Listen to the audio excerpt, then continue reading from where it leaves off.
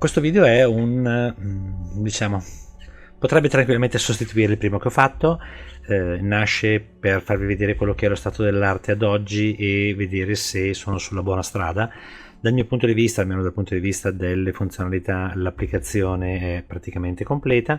Per chi non avesse visto il video precedente, vi faccio vedere quella che è l'app che ho sviluppato, visto che non ho trovato niente, almeno non sono riuscito a trovare nulla. Visto che comunque di lavoro faccio lo sviluppatore, ho creato questa app che nella versione attuale, praticamente definitiva, solo per il mondo Android, e la versione Apple la stiamo ancora testando, ma verrà comunque rilasciata, e anche questa verrà caricata, anzi è già stata caricata in fase sperimentale sul Play Store. Comunque, giusto così per darvi un'idea, l'applicazione si chiama Track and Go e non fa altro che importare percorsi, quindi che siano in GPX e in KML, che è un altro formato, ripeto, poco diffuso, però ripeto, anche quello sembra funzionare molto bene. Importare quindi dei percorsi e, una volta importati, decidere con quale applicazione seguire la navigazione. Questo perché normalmente le applicazioni che si trovano in commercio sono delle applicazioni di navigazione. Io ad esempio non mi trovo sempre bene nel dover acquistare un'app ogni volta che scopro una particolarità, per cui alla fine di solito utilizzo quello che è o Google Maps o Waze, che sono quelle che preferisco normalmente. In questo particolare caso, diciamo, ho introdotto anche TomTom Go, a patto che sia installato.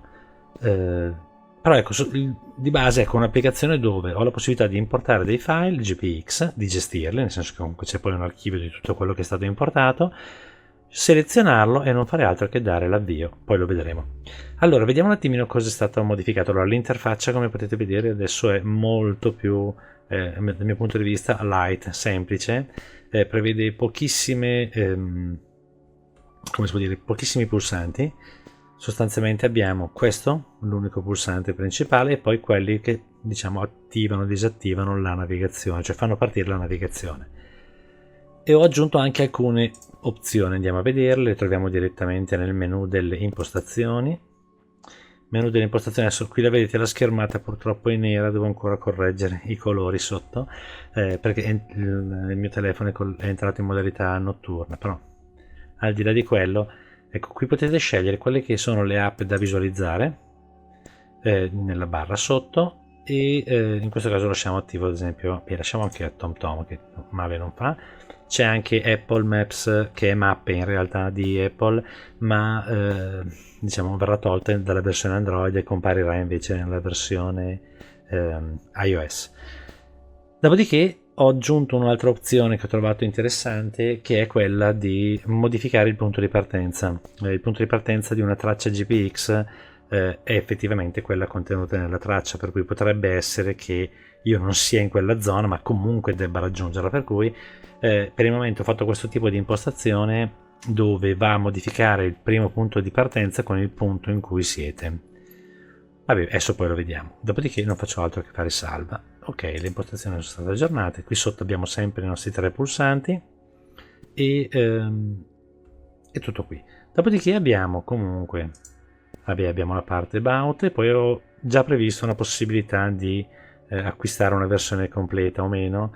Tenete presente che è ancora in fase di definizione questa cosa, visto che comunque è un prodotto che adesso inizia a costare in termini di tempo, perché dalla prima idea bozza ad oggi siamo arrivati diciamo a parecchie giornate di sviluppo, parecchie, soprattutto ha coinvolte più persone. Comunque, al di là di quello, così giusto per darvi un'idea, la versione che troverete sullo store, almeno in questa fase iniziale, darà la possibilità di utilizzarla per 10 giorni.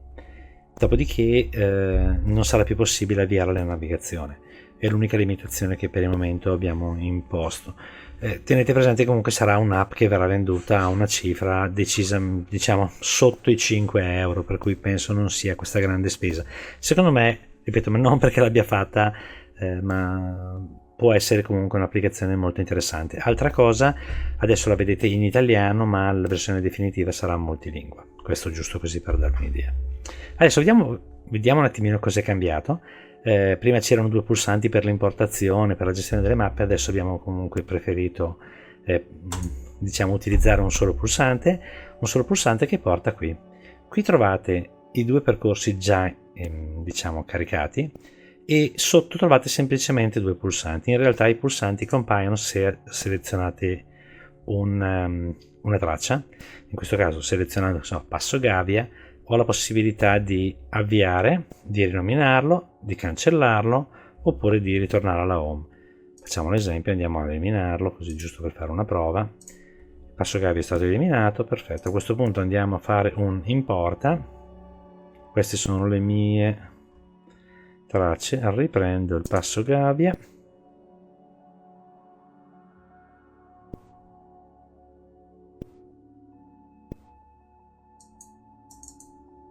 Scusate, non avevo fatto, ok.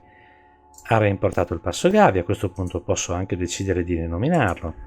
Non faccio altro che... ok.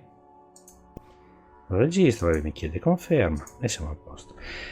Ok, questo è un esempio. Dopodiché, una volta fatto, io non faccio altro che selezionare il Passo Gavia e premere l'iconcina qui sotto, avvia. Avvia cosa fa? Carica quella che è la traccia.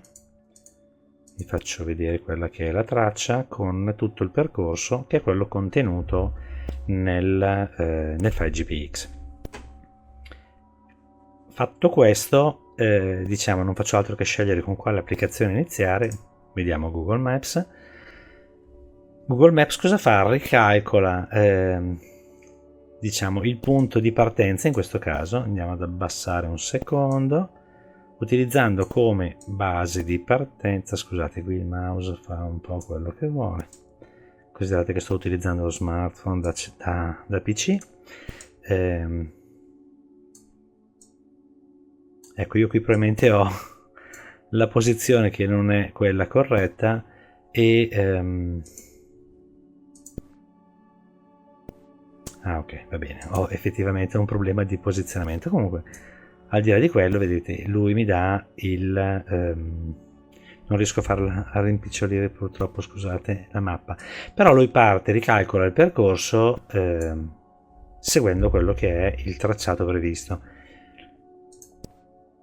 Dopodiché qui troviamo tutti i punti contenuti, sempre con la limitazione iniziale di 25 waypoint, però tutto sommato, diciamo, il gioco è questo. Nel caso in cui io invece decida di vediamo se riusciamo a chiudere in qualche modo.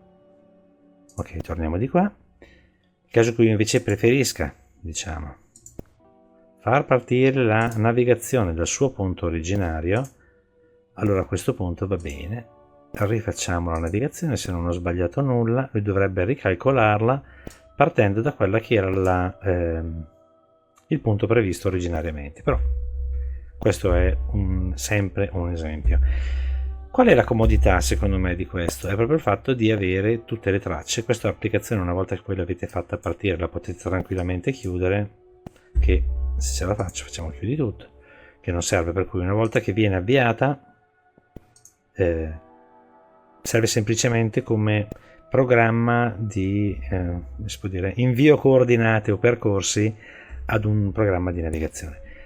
Cosa carina è comunque la possibilità, adesso io mi rifaccio sempre a readytoadventure.net, che è un sito che ha effettivamente come si può dire, moltissime tracce soprattutto per gli amanti della moto. Andiamo a vedere se troviamo qualcosa. Itinerario in Italia, prendiamone uno lontano così giusto per darci un'idea. Ok, Abruzzo, terra bellissima, e poi andiamo a prendere, non so, Forca d'Acero, onestamente non la conosco, però vediamo se c'è modo di scaricarla. Ok, facciamo il download. Anzi, per fare una cosa fatta bene, facciamolo direttamente dallo smartphone, così non diventiamo matti. Chiudiamo un secondo, apriamo una pagina,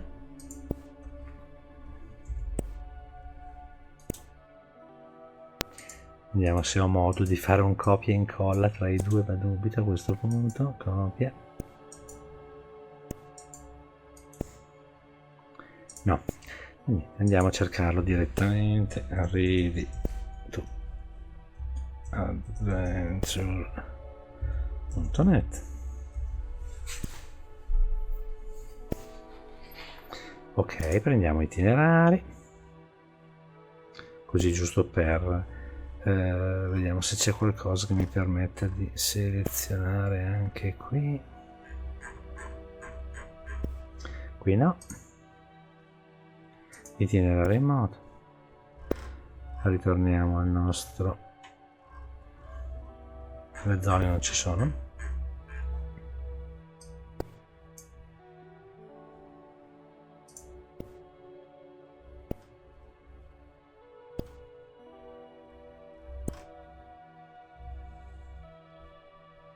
Ok, facciamo italiani.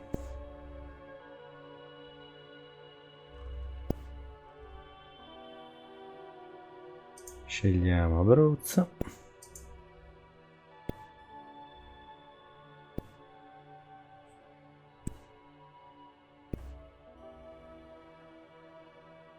E qui abbiamo il nostro forca d'acero, per cui prendiamo questo. Dorata va bene, 31 km, vediamo se riusciamo ad andare in fondo, facciamo un bel download del GPX, scusate qui è un po' il mouse, diciamo che ok, file scaricato. A questo punto non faccio altro che andare nell'applicazione, track and go, importa, andiamo a cercare download. Qui abbiamo il nostro bel forca d'acero. Ok, ho capito qual è il problema. Il file è un file, in questo caso dal sito si scaricano i file in formato zip e non direttamente in formato GPX, per cui l'ho decompresso e l'ho copiato direttamente sulla diciamo direttamente sullo smartphone. Nulla vieta, ecco, magari in futuro uno delle prossime modifiche potrebbe essere quello di pensare di implementare magari un meccanismo di decodifica del file zip direttamente. In ogni caso, comunque, il file l'ho decompresso e dopodiché non si fa altro che a questo punto caricare. Vedete, io mi trovo il forca d'acero, che è quello che ho importato adesso. Andiamo a rinominarlo. Vado a cancellare senza nulla togliere, diciamo dal punto di vista dei meriti al sito Ready to Adventure, però ripeto, preferisco tenermelo così. Eventualmente posso mettere un Abruzzo, salvo, mi chiede la conferma, va bene, ok. Fatto questo non faccio altro che avviarlo, quindi selezionarlo. Vedete, io qui ho la mia traccia. La traccia è la traccia originale, per cui io sono diciamo in un'altra zona, per cui tutto sommato, scusatemi, vediamo di rimpicciolire un attimo. Io sono in Lombardia, per cui diciamo ben distante. Con la navigazione standard, anzi o meglio, senza l'impostazione di usa la partenza attuale come punto di partenza, il sistema partirebbe direttamente da qui, per cui dovrei anche organizzarmi per arrivare fin lì. Con questo sistema invece, con questa opzione che abbiamo messo, che diciamo c'è la possibilità invece di dire ok, no, parto da dove sono e voglio arrivare lì. Quindi il primo punto diventa automaticamente il vostro domicilio, il punto diciamo rilevato dal GPS. Fatto questo non faccio altro che scegliere l'applicazione. Mi lasciamo calcolare un attimo il percorso, perché in questo caso non è proprio una passeggiata, tanto è vero che sono 746 km e vedete ho il mio percorso con il mio indirizzo di partenza e la destinazione in questo caso. Questo fatto con Google Maps. Possiamo anche chiuderlo, via, non ci interessa, torniamo di qui. La stessa cosa funziona con Waze. Anche qui va a calcolare quello che è il ok, in questo caso sta cercando il collegamento al GPS ma non lo trova. per cui va bene, lo fermiamo.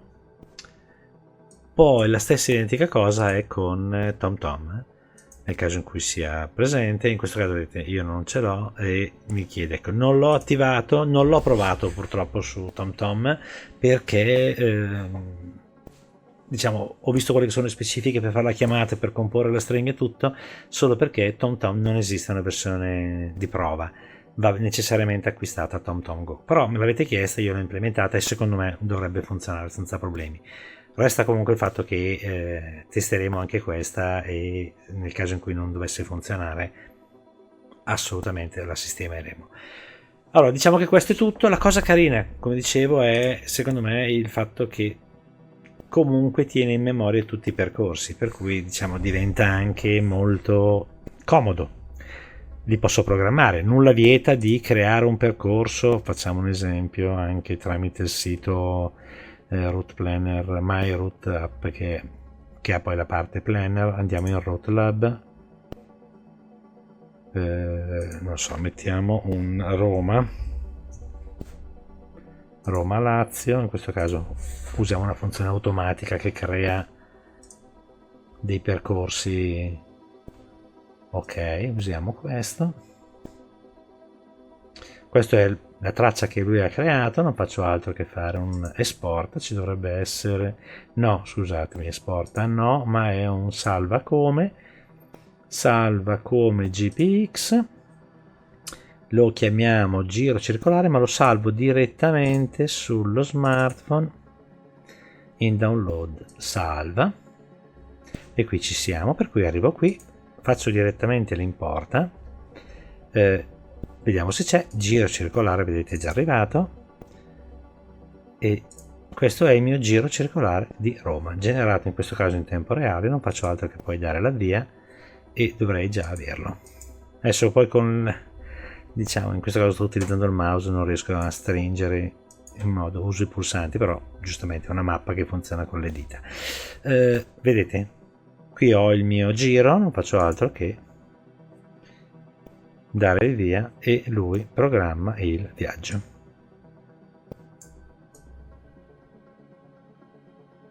Niente di più, niente di meno, secondo me è un'idea carina, è comodo anche da utilizzare. Poi ripeto, sicuramente è un applicativo nuovo che richiederà ancora del tempo, ecco.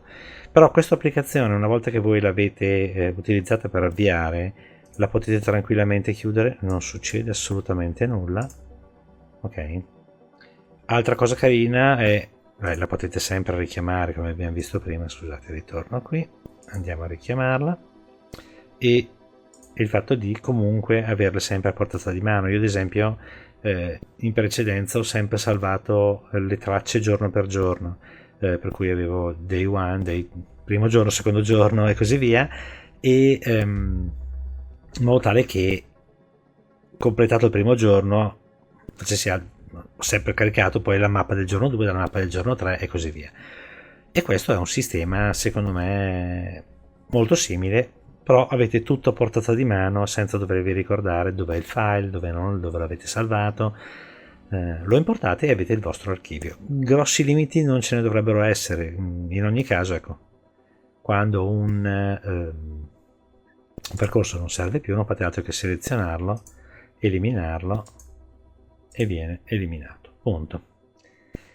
Va bene, spero che il video vi sia piaciuto, vi abbia dato un'idea di quello che è lo stato di avanzamento, che ripeto dal mio punto di vista, salve qualche piccolo fix che è ancora da fare, tipo qui sotto vedete le scritte Google Maps, TomTom e così via, si vedono pochissimo, ma semplicemente perché lo smartphone è entrato in modalità notturna, per cui usa tutti i colori di un certo tipo, e anche qui non so per quale motivo, vabbè, ripeto, sono delle stupidate. Dal punto di vista poi dell'operativo, ecco, ci siamo. Qui vedete, come ho detto prima, l'acquisto a versione completa, ma non ho ancora ben deciso, però ripeto, è un, come si può dire, è un prodotto che sta effettivamente costando in termini di ore e giorni di sviluppo da parte diciamo del personale, e per cui magari, ecco, ripeto, l'idea sarebbe quella di metterlo ad una cifra sotto i 5 euro, che potrebbero anche essere i 4,99, però una tantum, senza abbonamento, senza nulla.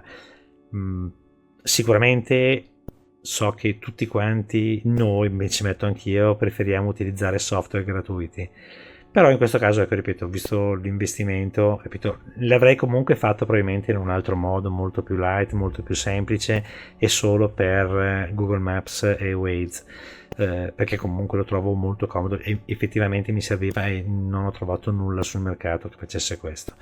Per cui, ripeto, vediamo. Comunque scrivetemelo sotto nei commenti cosa ne pensate, se è una cifra che anche secondo voi può essere interessante, o meglio, accettabile, più che interessante, accettabile come spesa. Niente, fatemi sapere. In ogni caso, scrivetemi sotto nei commenti se avete dei suggerimenti o comunque delle domande. Come al solito, ripeto, cerco comunque di rispondere, perché mi segue e sa che rispondo abbastanza velocemente. Al solito vi invito ad iscrivervi al canale se non l'avete ancora fatto, e al solito vi invito anche a lasciare un like, che fa sempre piacere. Totalmente gratuito, non costa nulla questo, per cui ecco, però diciamo anche l'iscrizione è gratis. Va bene, vi ho già asciugato abbastanza e tutto qui. Grazie e alla prossima.